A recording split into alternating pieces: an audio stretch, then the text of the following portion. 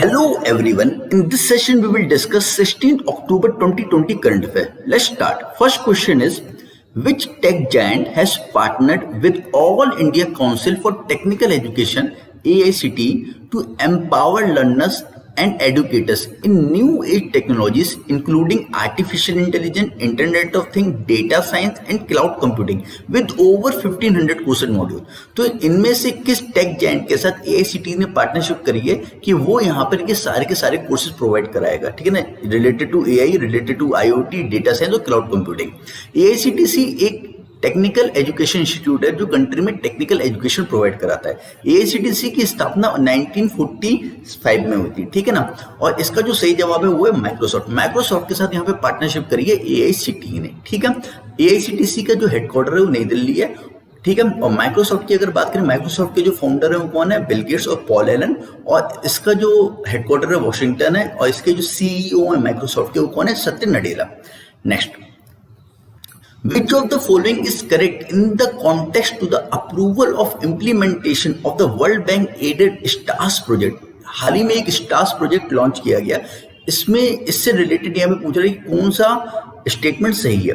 तो आइए पहले देख लेते हैं स्टार्स प्रोजेक्ट के बारे में। स्टार्स जो प्रोजेक्ट है 5718 करोड़ का इसका जो कॉस्ट, जो अमाउंट है इस प्रोजेक्ट की वो कितनी है? 5718 करोड़। स्टार्स का फुल फॉर्म है strengthening teaching learning and result for states. ये जो प्रोजेक्ट है ये स्टेट्स में स्कूल एजुकेशन को इनहेंस करने के लिए, स्कूल एजुकेशन को इम्प्रूव करने के लिए इस स्कीम को लॉन्च किया गया पीएम मोदी जी द्वारा, ठीक है। तो स्टार्स का फुल फॉर्म पता होना चाहिए, strengthening teaching learning and result for state, state में स्कूल्स एजुकेशन को इम्प्रूव करने के लिए, ठीक है ना। देखिए लिखा भी है, support the state in developing, implementing, evaluating and improving intervention with direct linkage to improve education outcome and school to work transition strategies for improved labor market outcome, ठीक है। जनरली स्कूल एजुकेशन को improve करने से related है। इस project में world bank जो funding कर रहा है वो $500 मिलियन की कर रहा है, ठीक है। $500 मिलियन की फंडिंग कौन कर रहा है? वर्ल्ड बैंक कर रहा है। यानी 3700 करोड़ रुपए जो प्रोवाइड कर रहा है कौन कर रहा है? वर्ल्ड बैंक कर रहा है। बाकी जो इन्वेस्टमेंट करेगा वो गवर्नमेंट करेगी, ठीक है। ये गवर्नमेंट, ये सेंट्रल की स्कीम है, ठीक है ना। सेंट्रल की स्कीम है कि वो जितने भी भारत के अंदर स्टेट्स हैं उनकी स्कूल एजुकेशन को क्या करेगा? इंप्रूव करेगा, ठीक है ना। तो ये सेंट्रल द्वारा ये स्कीम रन की जा रही है। जो स्टेट गवर्नमेंट में स्कूल्स होते हैं उनकी कंडीशन को सुधारने के लिए, वहां पे एजुकेशन को इम्प्रूव करने के लिए ये स्कीम रन की जा रही है, ठीक है। अब ये जो इसमें ये जो स्टार प्रोजेक्ट जो इम्प्लीमेंट कर दिया गया है वो कहाँ कर दिया गया, कौन से स्टेट में? तो हिमाचल प्रदेश में ये इम्प्लीमेंट कर दिया गया है, राजस्थान में भी इम्प्लीमेंट हो गया, महाराष्ट्र में हो गया, मध्य प्रदेश में हो गया, केरला में हो गया और उड़ीसा में भी हो गया। इन फ्यूचर ये और कहाँ का इम्प्लीमेंट होगा? तो 5 और स्टेट में ये इम्प्लीमेंट किया जाएगा in future, Gujarat, Tamil Nadu, Uttarakhand, Jharkhand and Assam. फिर धीरे धीरे जितने भी भारत में स्टेट हैं उन स्टेट में से लागू कर दिया जाएगा। अभी इन स्टेट में लागू किया गया 1 2 3 4 5 6, टोटल 6 स्टेट में भी लागू किया गया। फ्यूचर में 5 स्टेट में और लागू कर दिया जाएगा, ठीक है। आइए स्टेटमेंट देख लेते हैं। स्टेटमेंट में लिखा है the project will improve the quality education in state of India. सही है बिल्कुल। The total project cost is estimated around 4000 crore, नहीं 5718 करोड़ का प्रोजेक्ट है। The project will cover 3 state, अभी नहीं 3 स्टेट को कवर नहीं कर रहा है, स्टार्टिंग में 6 स्टेट्स को कवर कर रहा है।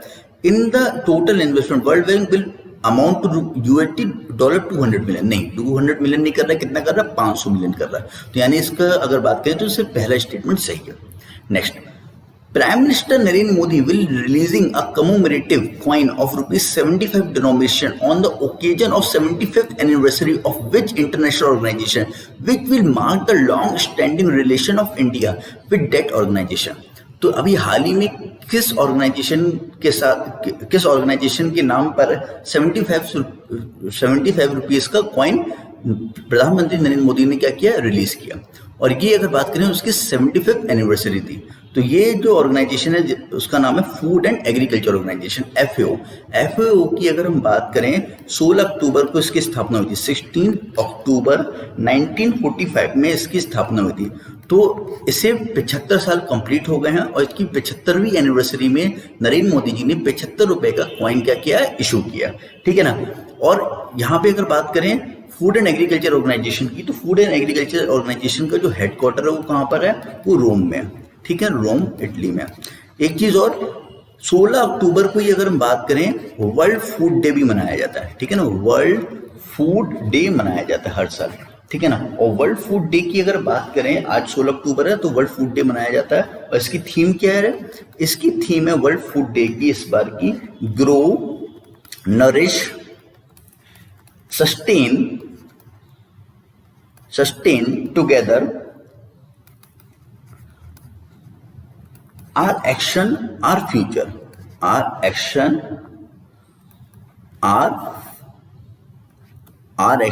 Are future. तो अगर बात करें, ये इसकी थीम है, grow, nourish, sustain together, our action are future. जो हमारे एक्शन है वही हमारा फ्यूचर है, ठीक है। तो ये इसकी थीम है। तो यहाँ पे अगर बात करें, ये कॉइन इशू किया गया, ठीक है। नेक्स्ट, तो यहाँ पे इसके बारे में दिया भी गया, the occasion mark the highest priority accorded by the government to agriculture nutrition and is a testament of resolve complete eliminate hunger. तो एफएओ का ऑब्जेक्टिव ये है कि कंप्लीटली हंगर को एलिमिनेट करना है और न्यूट्रिशन फूड प्रोवाइड करना है। और एफएओ ने ही अगर बात करें वर्ल्ड फूड प्रोग्राम की भी स्थापना करी थी। अभी आपने सुना होगा वर्ल्ड फूड प्रोग्राम को नोबेल प्राइज दिया गया इस साल का। इस साल का जो नोबेल पीस प्राइज मिला है 2020 का, वो वर्ल्ड फूड प्रोग्राम को मिला है। और वर्ल्ड फूड प्रोग्राम की स्थापना एफएओ ने ही की थी। और वर्ल्ड फूड प्रोग्राम की स्थापना 1961 में हुई थी। और इसका भी जो हेडक्वार्टर है वो रोम में है, ठीक है। इसका भी हेडक्वार्टर कहाँ पर? रोम में, ठीक है। आई थिंक इतनी बात क्लियर होगी। Next, according to Minister of New and Renewable Energy, India has been re-elected as President International Solar Alliance for a time period of 2 years. Which country has re-elected as co-president of International Solar Alliance? International Solar Alliance एक group है। तो हाल ही में अगर बात करें international solar alliance, क्या यहाँ पर बात की जा रही है कि प्रेसिडेंट री इलेक्ट किया गया। तो यहाँ पे इंडिया और फ्रांस को इसका प्रेसिडेंट री इलेक्ट किया गया, ठीक है ना। तो इसका जो को प्रेसिडेंट है कौन है? फ्रांस है और इंडिया, ठीक है ना। तो इंडिया और फ्रांस को इंटरनेशनल सोलर अलायंस का यहाँ पर प्रेसिडेंट इलेक्ट किया गया। इंटरनेशनल सोलर अलायंस की बात करें, इसकी स्थापना 2015 में हुई थी, ठीक है ना। 2015 में हुई थी। और इंटरनेशनल सोलर अलायंस में कुछ 121 कंट्रीज हैं। ये जनरली जो अलायंस हुआ था वो हुआ था सोलर एनर्जी को लेके, रिन्यूएबल एनर्जी को लेके, ठीक है ना, कि फॉसिल फ्यूल को क्या करना है? कम करना है। और क्लाइमेट चेंज को देखते हुए हमें सोलर एनर्जी का यूज करना है, ठीक है, रिन्यूएबल एनर्जी का। तो सोलर पैनल ज्यादा से ज्यादा कंट्रीज में लगाए जाएंगे और वहां पे सोलर एनर्जी को प्रमोट किया जाएगा। तो सोलर एनर्जीज को प्रमोट करने के लिए इंटरनेशनल सोलर अलायंस का गठन किया गया था, ठीक है ना। और इस इंटरनेशनल सोलर अलायंस की अगर हम बात करें, इसमें 121 कंट्रीज हैं। ये जो 120 कंट्रीज हैं, ये वो कंट्रीज हैं जो ट्रॉपिक ऑफ कैंसर और ट्रॉपिक ऑफ कैप्रिकॉर्न के बीच में है, ठीक है। ट्रॉपिक ऑफ कैंसर और ट्रॉपिक ऑफ कैप्रिकॉर्न के बीच में जो कंट्रीज हैं, उन कंट्रीज को यहाँ पे लिया गया। इसका जो हेडक्वार्टर है इंटरनेशनल सोलर अलायंस का, वो आपका गुड़गांव में है। इसका जो हेडक्वार्टर है वो गुड़गांव में है, ठीक है ना, इंटरनेशनल सोलर अलायंस का। और इंडिया ने प्लेज लिया है, इंडिया ने प्लेज लिया है, एक टारगेट रखा है कि 2022 तक वो सोलर एनर्जी से 100 गीगावाट इलेक्ट्रिसिटी प्रोड्यूस करेंगे, ठीक है ना।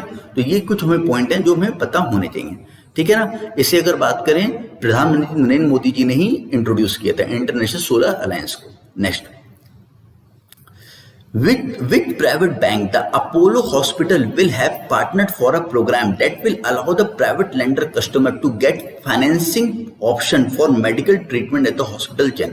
तो हाल ही में किस बैंक ने अपोलो हॉस्पिटल के साथ पार्टनरशिप करी है, ठीक है ना, कि वो अपने जो कस्टमर्स हैं उन्हें यहाँ पर अपोलो हॉस्पिटल की फैसिलिटी 24/7 प्रोवाइड कराएगा।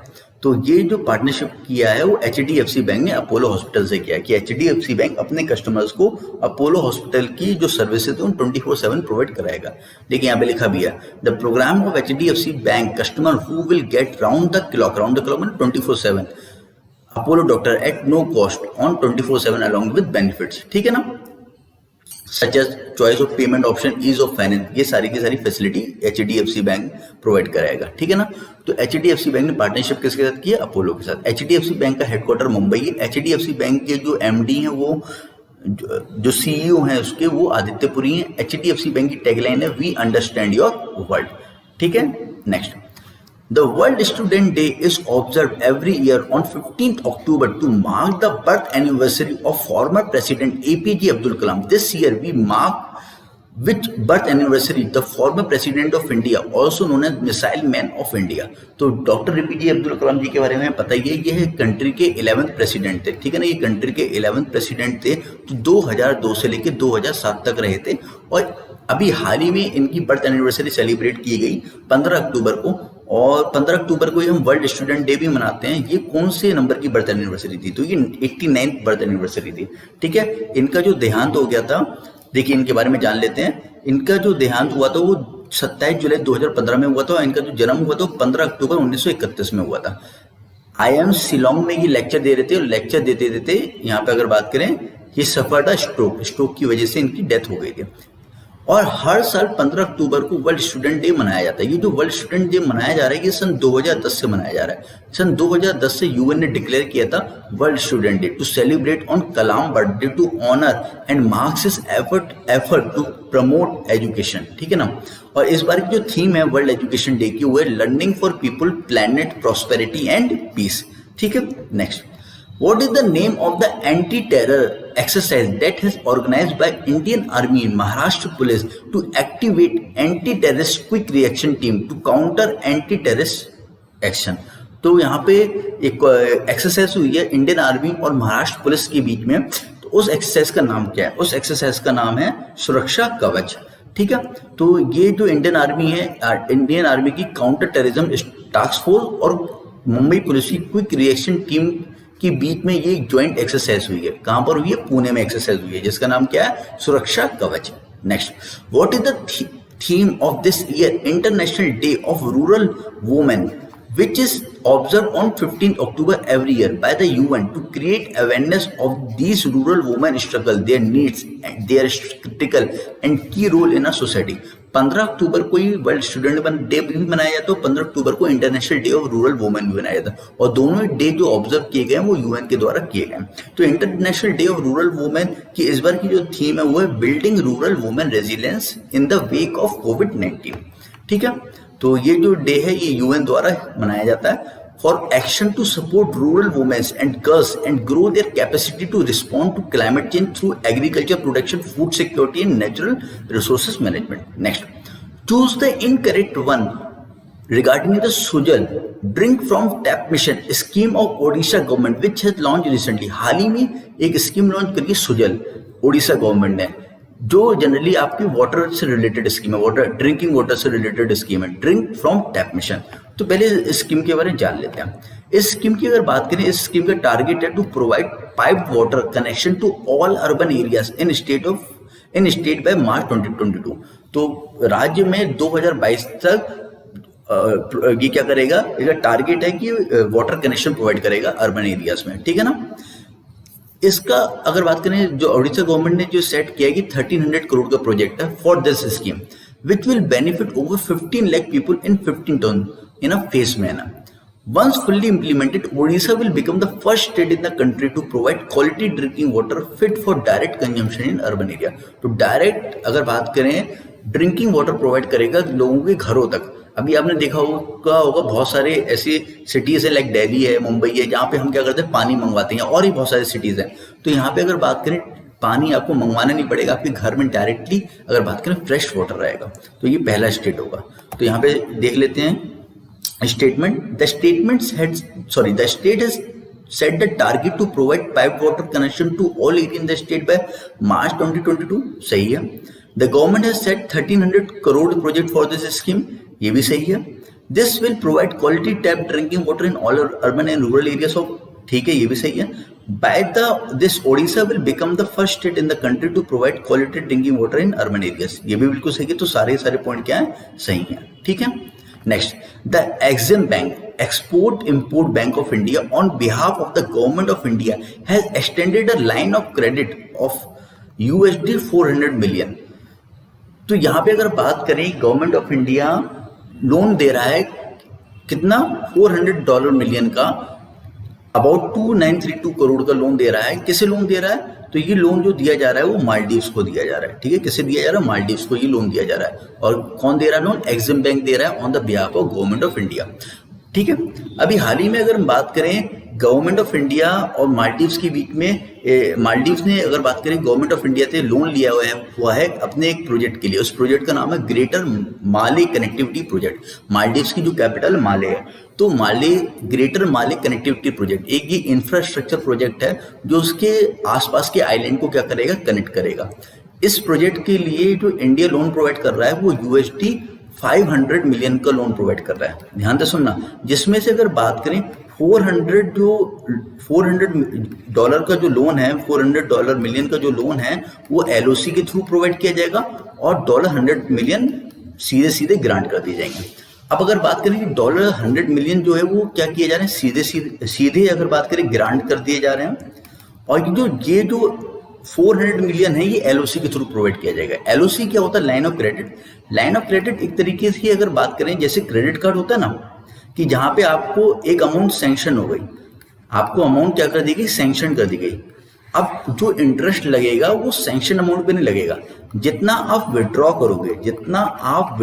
करोगे उसमें से उस पे लगेगा। यानी $400 मिलियन का यहाँ पे उन्हें सैंक्शन कर दिया गया लोन।